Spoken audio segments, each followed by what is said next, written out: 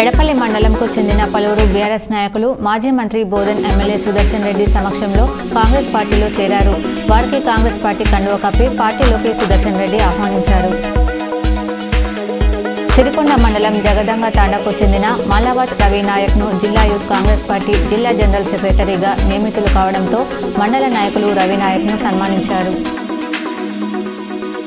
దర్పల్లి మండలం మైలారం గ్రామంలో gas cylinder పేలి భార్యాభర్తలు తీవ్ర గాయాలయ్యాయి. వెంటనే స్థానికులు చికిత్స నిమిత్తం జిల్లా ఆసుపత్రికి తరలించారు.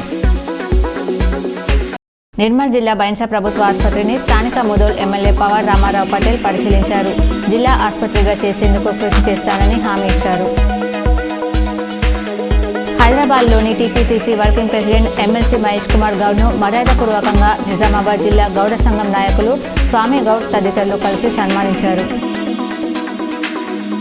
నిర్మల్ జిల్లా లోకేశ్వర్ మండలంలోని సుద్దవాగు నుండి అక్రమంగా ఇసుక తరలింపు జోరుగా సాగుతున్నా అధికారులు పట్టించుకోవడం లేదని స్థానికులు ఆరోపిస్తున్నారు. ఆర్మూర్లో ఎమ్మెల్యే పైడి రాకేష్ రెడ్డి పర్యటించారు. ఎమ్మెల్యేను పలువురు కలిసి వినతి పత్రం సమర్పించారు.